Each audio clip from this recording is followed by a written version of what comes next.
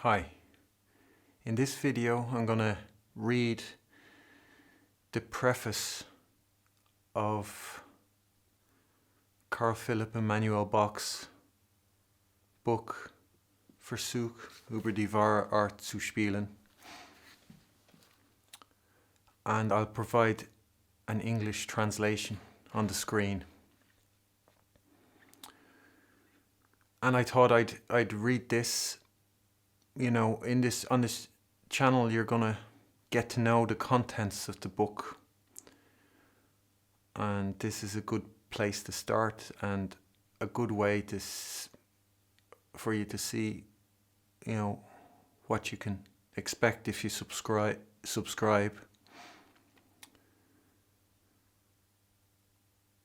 So I'll begin by reading. It's called Vorrede in German, and that means, preface. And I just wanted to say that Beethoven, when Beethoven agreed to give Carl Czerny, his lessons, the first thing that Beethoven got Czerny to do was to buy his own copy of this book.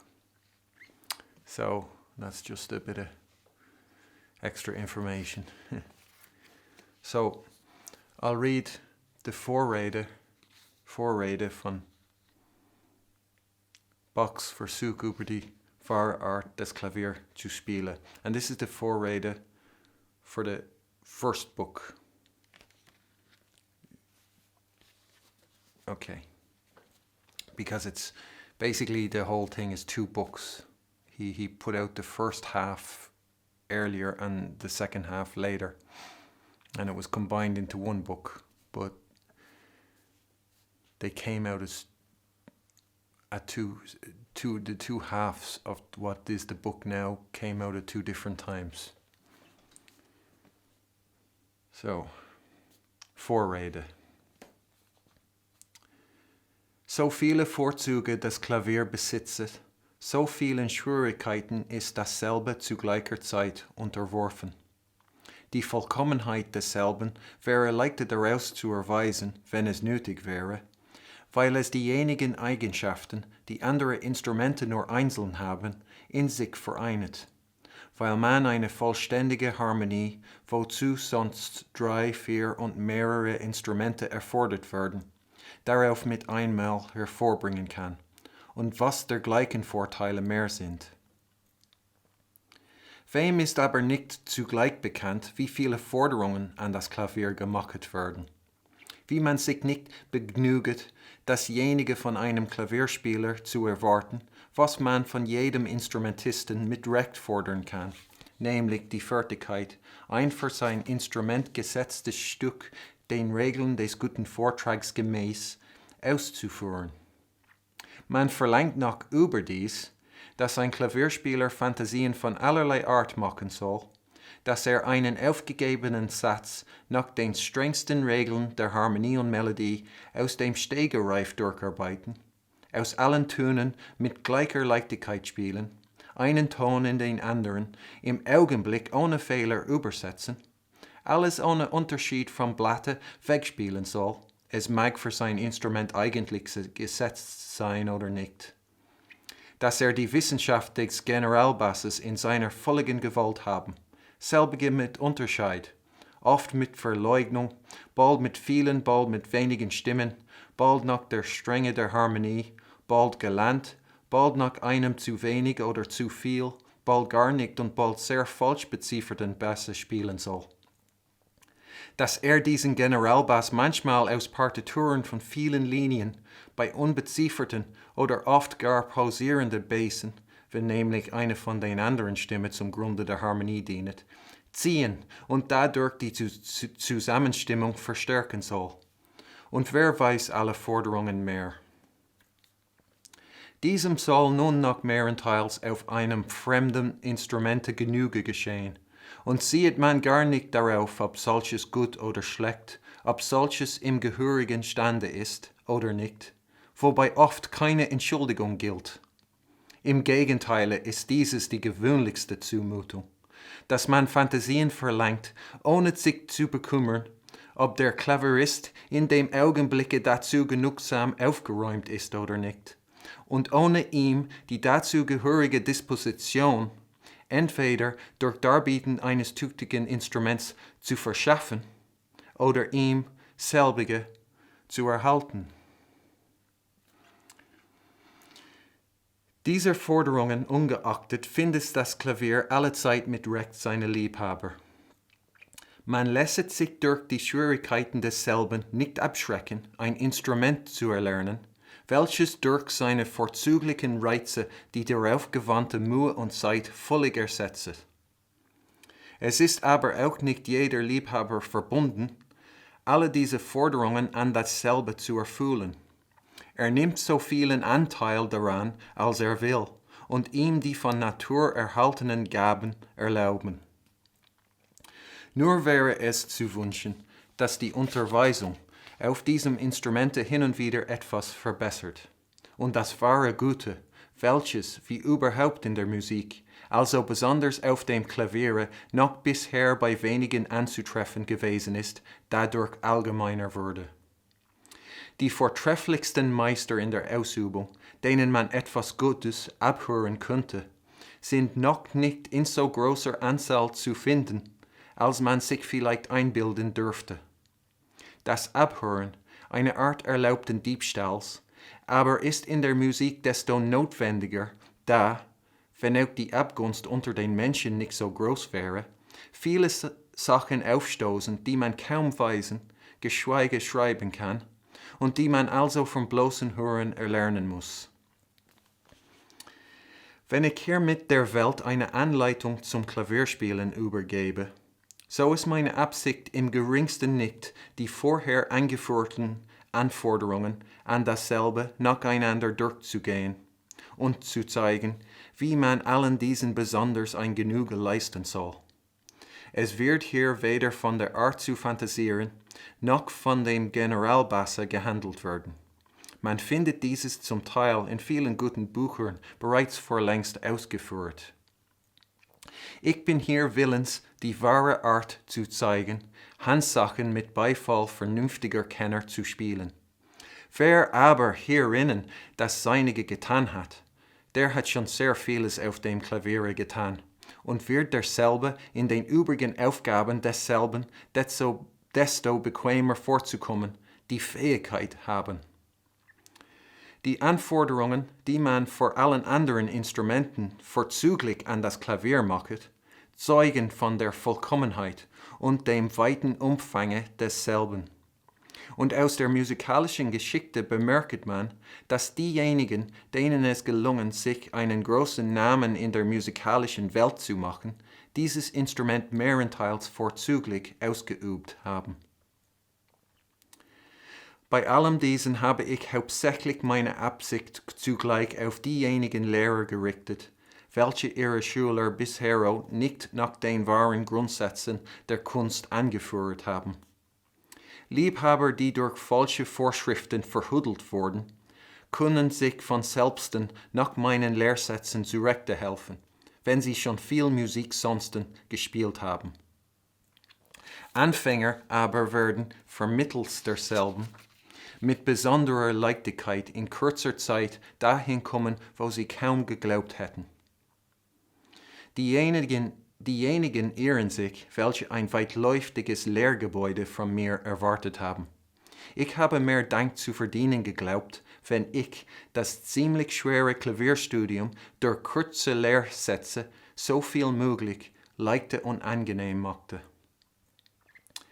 Indem ich unterschiedene Wahrheiten mehr als einmal zu erwähnen genötigt worden bin, teils wegen der Gelegenheit, welche solches erfordert hat, teils das viele Nachschlagen zu vermeiden, teils weil ich glaube, dass man gewisse Hauptsätze nicht zu oft einschärfen kann, so hoffe ich diesfalls ebenso wohl bei meinen Lesern Vergebung zu erhalten, als deswegen, dass sich vielleicht mancher durch die Wahrheit getroffen finden wird, ohne dass ich gleichwohl die geringste Absicht einer persönlichen Beleidigung gehabt habe.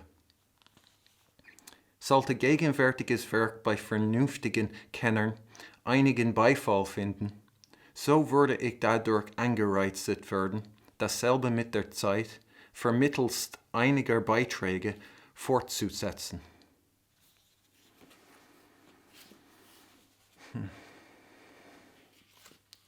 So,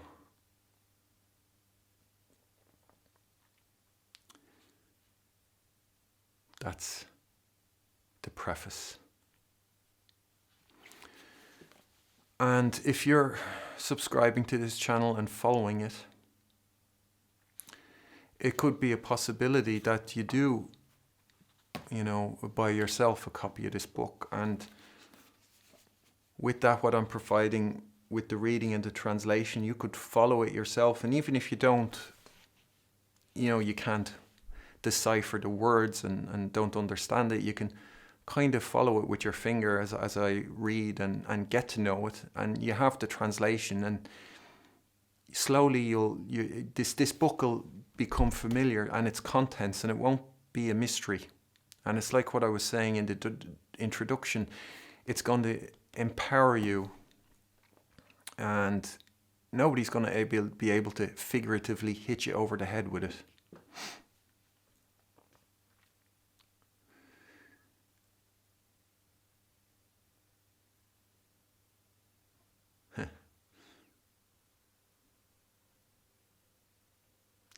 Yeah, so there's a lot in that preface. It's interesting.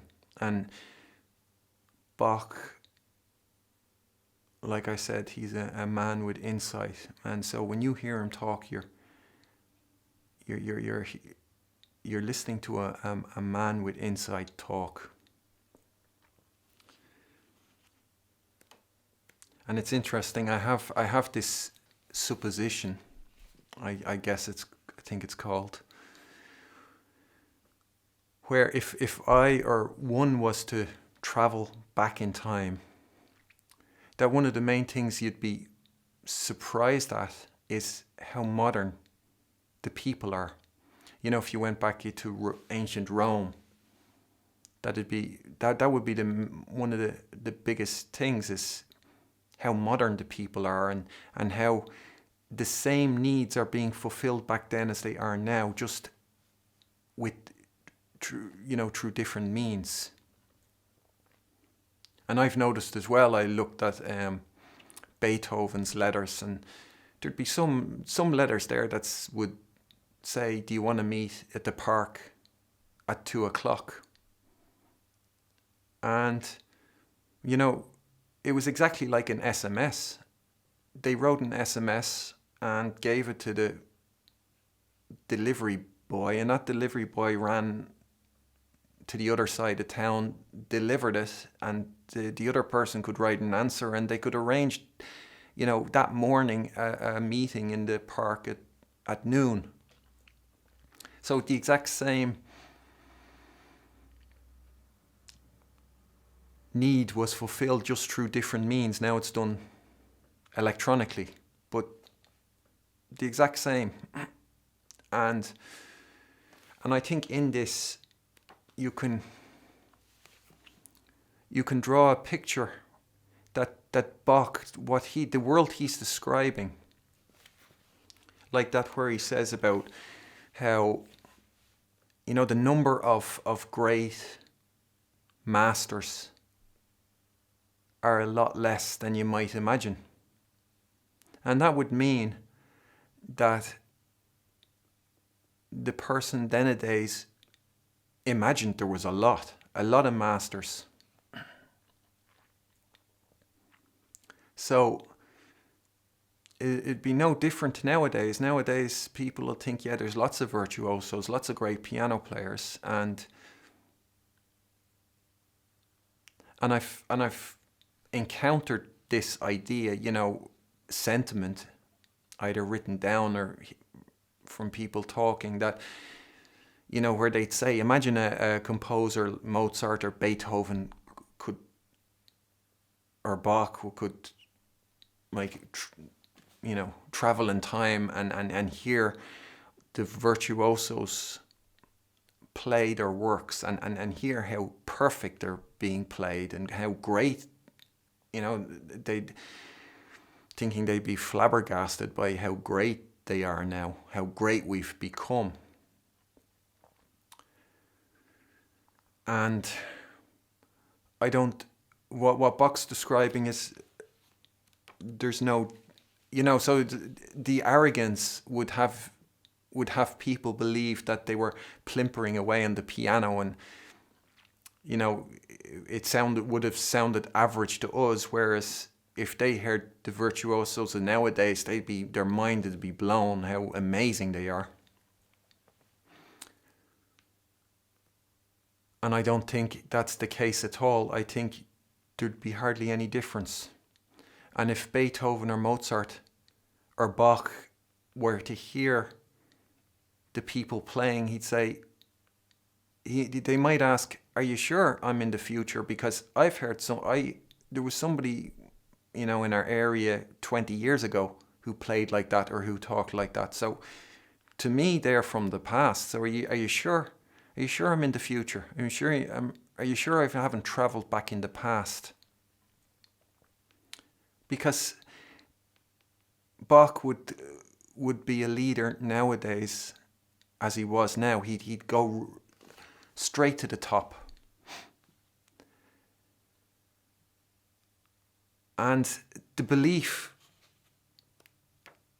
there, you see, the belief is the same. That nowadays they believed there was more, and it was somebody with Bach's insight that could say, look, there's not as many as you might imagine there are.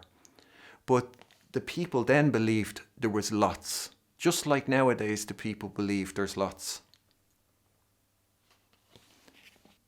So that's interesting. And I think, if Bach was to come nowadays, he'd understand, far from him it blowing his mind. If he was to listen to modern music, contemporary, in the classical sphere, let's say he was to listen to Berg's piano sonata, he would understand it better than we do. His mind wouldn't be blown. He'd know exactly what Berg has done, and he'd be able to, draw an opinion of it. He'd be better able to make an assessment of it than we are. And so it's interesting how nothing changes in history, how the people stay the same, and you can have people from the past, present and future living simultaneously. You might see somebody, they'll see somebody who they knew from their past nowadays, talking nowadays. And on the other hand, if Bach came back now, he'd be on the head, we'd be learning from him. He'd be a man from the future, not a man from the past. So I thought that was interesting. That's one of the interesting aspects in that. And you can see as well when he talks about all the requirements made on a piano player, and what he's providing is the ability, or what he's willing to do is to show us the true way of how to play solo pieces to applause. And so, basically, the virtuoso of today, the requirement on them is essentially that, to play solo pieces to the applause of sensible connoisseurs. And so the people who will think Bach's mind would be blown by how great piano players have gotten with modern technology and our advancement, it's shrunk. The abilities of a pianist have shrunk now. They're not as as expansive as they were then a days. So, the arrogance can really lead one astray and really be the root of some absurd kind of statements or sentiments. And I just wanted to say something about the translation. That I've seen bits of translation on the internet. And I get the feeling, I think, that the people who are translating it, they don't actually understand what Bach is saying. And so they'll provide the translation of the word, but then it doesn't make sense what Bach says. It just doesn't make sense. And then if you were to ask them, what does that mean, what you just wrote there as a translation, they won't be able to tell you. They won't have a clue. And there's a bit there when he was talking about all the requirements made on piano players, and he was talking about the figured bass, the Generalbass. And then he said, Selbigen mit Unterscheid oft mit Verleugnung. That they have to know figured bass, and Unterscheid, you can translate it as difference.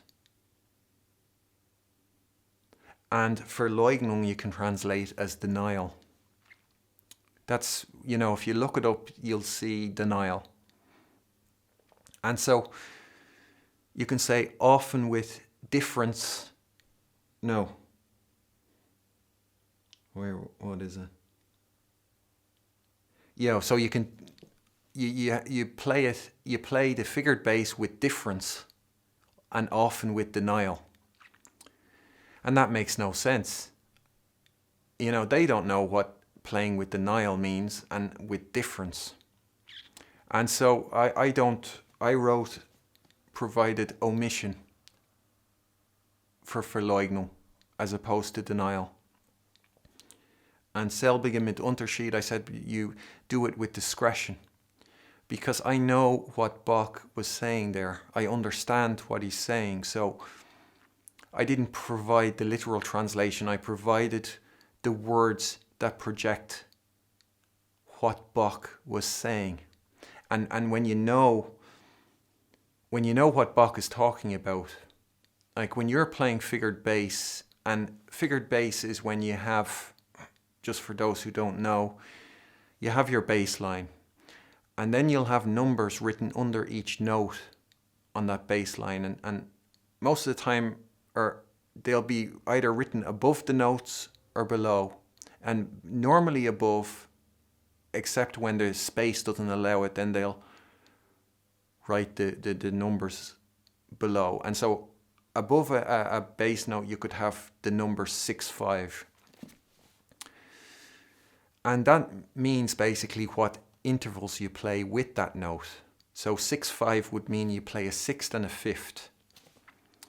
And you add then the third to that. And there you have the chord you're meant to play.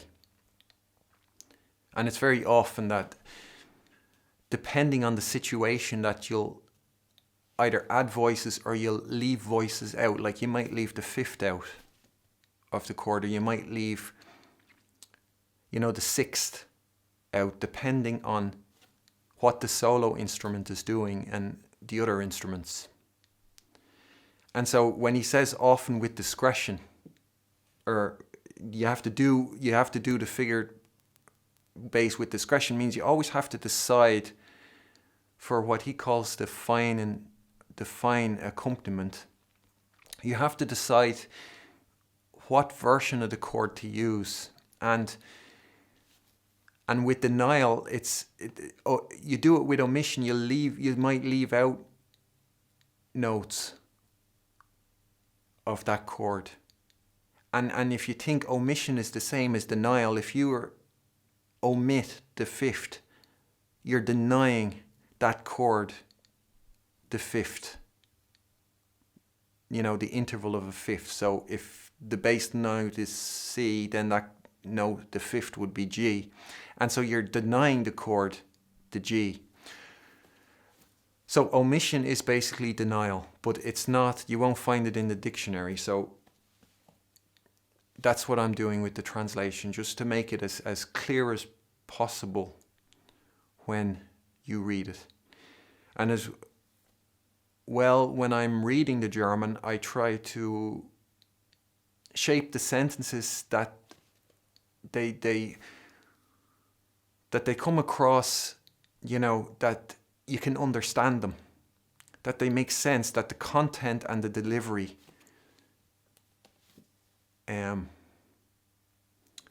aren't at odds with each other. And while my pronunciation is probably not the Mae West, the best, I'll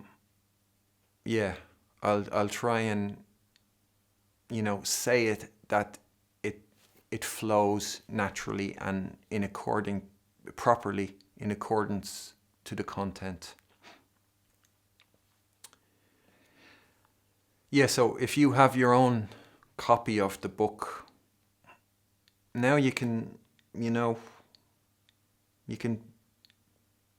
listen to me read it, you can read the translation, and you can think about some of the things he's saying. There was something else I wanted to mention, that in that video I did, the last video, I think, the episode about golden sound, and I read from Bach's book, and he talked about a treffer, somebody who hits the notes, and he called them that. I just wanted to say that according to eyewitness accounts, or an eyewitness account, Bach never, missed a note. Or not Bach, Karl's father, Johann Sebastian Bach, never missed a note. So you could, it's just interesting to know that he's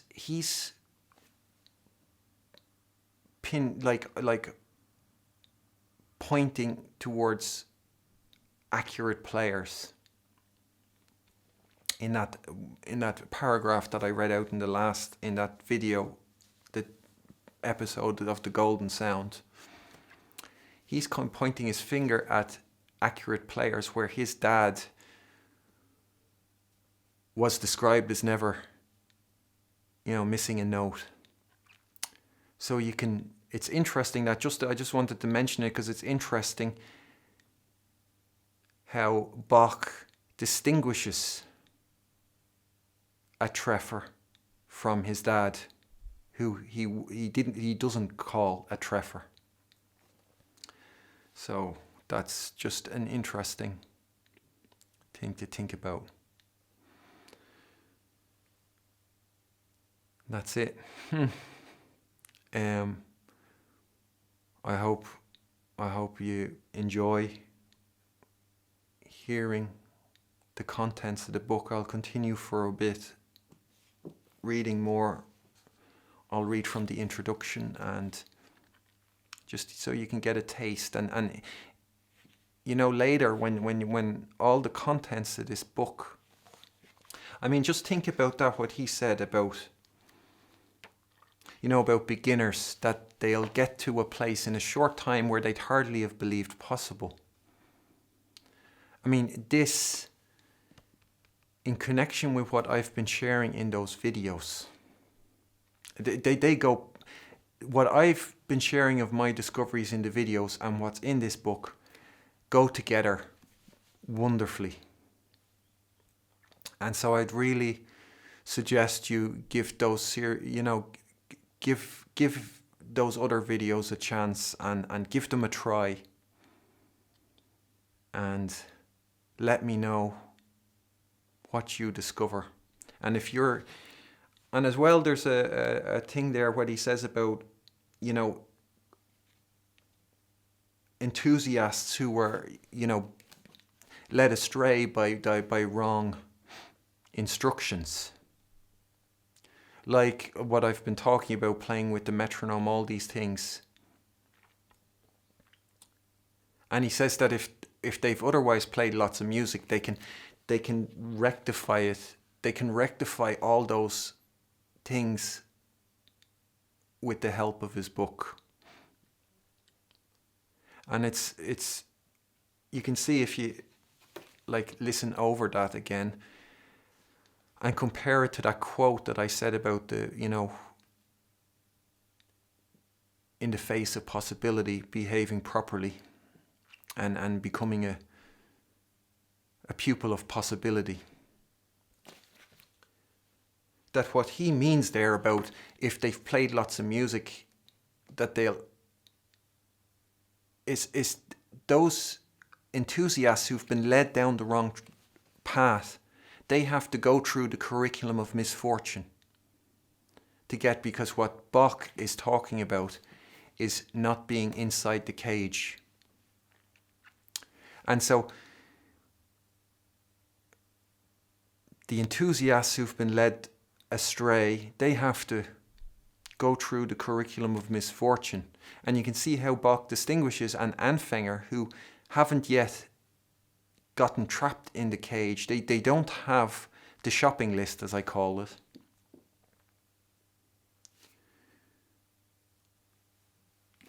So they don't have to go through that curriculum of misfortune. They'll get to a place where they'd hardly have believed possible. And the same goes for those discoveries that I've shared. You're going to get to a place very quickly, like I said, instantaneously, where you'd hardly have believed possible.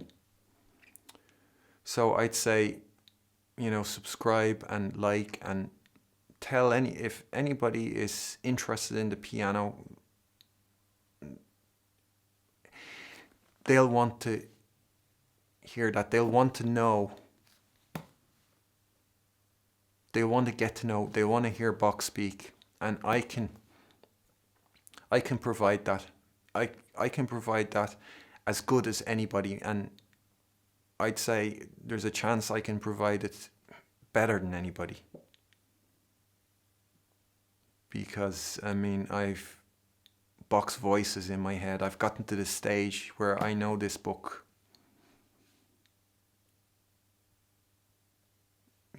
really well.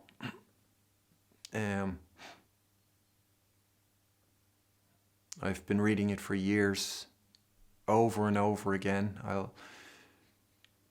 know it, and I figured it out. And Bach, Bach is alive for me. His voice is in my head. I know him. They're not just words on a page anymore. It's gotten to that stage where the person is speaking to me. And I'm in a position to, as good a position as anybody could be in, to bring that to you, the YouTube public. So subscribe and like and comment and tell your friends about it. Yeah. Okay, that's it. Thanks.